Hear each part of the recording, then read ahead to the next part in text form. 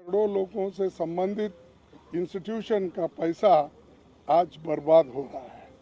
और दूसरी तरफ जो बैंक है, एसबीआई बैंक हो और दूसरे नेशनलाइज बैंक्स हो, उसमें भी गरीब लोग अपना पैसा रखते हैं और वो पैसा भी आज हर जगह डिस्ट्रीब्यूट किया जा रहा है, चंद कंपनियों को दिया जा रहा है और उस कंपनी के बारे में इंटरनेशनली एक रिपोर्ट जो बाहर आई यूएस की कंपनी, एक हिडनबर्ग जो रिसर्च इंस्टीट्यूट है उसने बाहर निकाला है। अब जब निकालते ही देश के अंदर जितने भी ये जिस कंपनी को इन्होंने पैसे दिए थे उस कंपनी के शेयर्स तो इतने गिर गए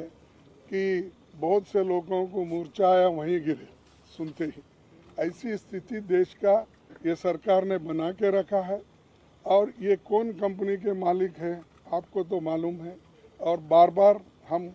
एक व्यक्ति के रूप में किसी को टीका करने के बजाय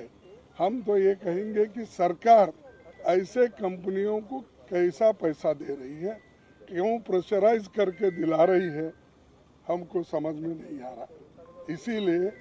लोगों के हित को ध्यान में रखते हुए और जो ये LICs, SBI, दूसरे बैंक्स जो सरकारी इंस्टीट्यूशंस हैं दिए हैं, इसकी एक जांच होना चाहिए। इसके लिए हम इस चर्चा में डिमांड करना चाहते हैं या तो जॉइंट पार्लियामेंट्री कमेटी हो या सुप्रीम कोर्ट के जो चीफ जस्टिस है उनके नेतृत्व में इसकी इंक्वायरी हो और डे टू डे रिपोर्ट भी जनता के सामने रखे,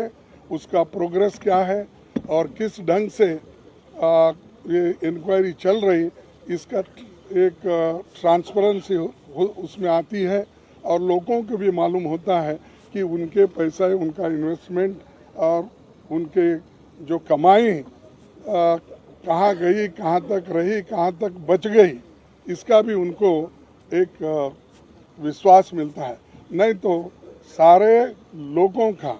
इस देश के जो भी जितने भी करोड़ों पॉलिसी होल्डर्स हैं या बैंक में डिपॉजिट रखने वाले, उनका विश्वास बैंकों पे से उड़ जाता है, LIC से उड़ जाता है। तो इसीलिए लोगों के हित में हम ये काम कर रहे हैं और हमारा डिमांड यही है, चर्चा कराओ और हमारी मांग ये है कि या तो जॉइंट पार्लियामेंट्री कमेटी बनाओ और इसकी इंक्वायरी करो, या नहीं है तो सुप्रीम कोर्ट के चीफ जस्टिस के नेतृत्व में कमेटी बनाकर